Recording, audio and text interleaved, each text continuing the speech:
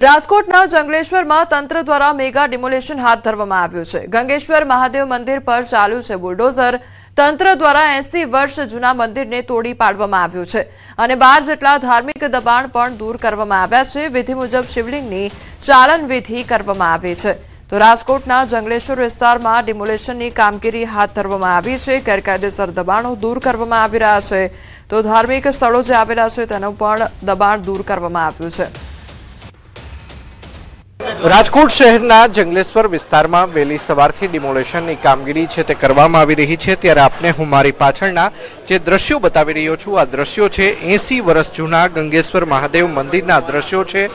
વહેલી સવારથી જે ગેરકાયદેસર દબાણો ઉપર બુલડોઝર ફરી વળ્યું છે, તેમાં 12 જેટલા જે ધાર્મિક સ્થળો છે તેના પણ દબાણો છે તે દૂર કરવામાં આવ્યા છે। આપ અત્યારે જે ગર્ભગૃહના દ્રશ્યો જોઈ રહ્યા છો, આ ગર્ભગૃહમાં નિયમિત જે બ્રહ્મદેવો છે તેમના દ્વારા રુદ્ર સૂક્તથી ભગવાન રુદ્ર ઉપર જલાભિષેક છે તેમજ જુદા જુદા દ્રવ્યોથી અભિષેક કરવામાં આવતો હોય છે। પરંતુ જે તમામ ગેરકાયદેસર દબાણો દૂર કરવાની કામગીરી કરવામાં આવી રહી છે, ત્યારે અહીંના ભૂદેવો આપણી સાથે છે। આપણે તેમની સાથે વાતચીત કરીશું કે આખરે આ ગંગેશ્વર મહાદેવ છે તે કેટલા વર્ષથી અહીંયા વિરાજમાન હતા, શું કહેશો?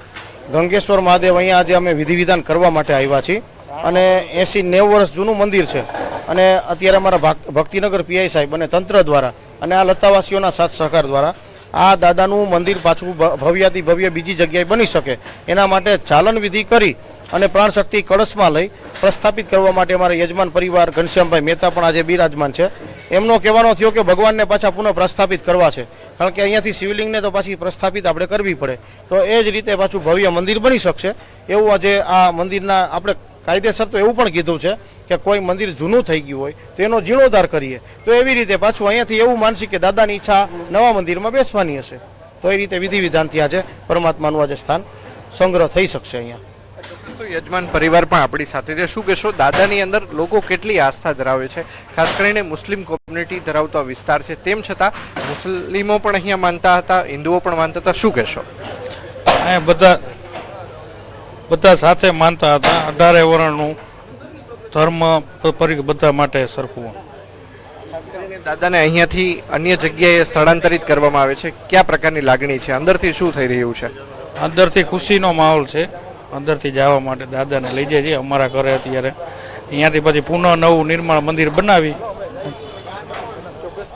ચાલન વિધિ છે તે કરવામાં આવ્યું છે ને જે દાદાની જે શક્તિ હતી, જે શક્તિપુંજ છે તેને ખાસ કરીને કળશની અંદર સ્થાપિત કરી લેવામાં આવ્યું છે અને નિયમિત આ પરિવાર છે મહેતા પરિવાર તેના દ્વારા જે કળશની છે તે પૂજન અર્ચન કરવામાં આવશે ને થોડા દિવસોની અંદર ફરીથી પ્રક્ષાલન વિધિ કરવામાં આવશે ને ત્યારબાદ નવ મંદિરનું નિર્માણ છે તે પણ કરવામાં આવશે। અંકિત પોપટ, ન્યૂઝ 18 ગુજરાતી, રાજકોટ।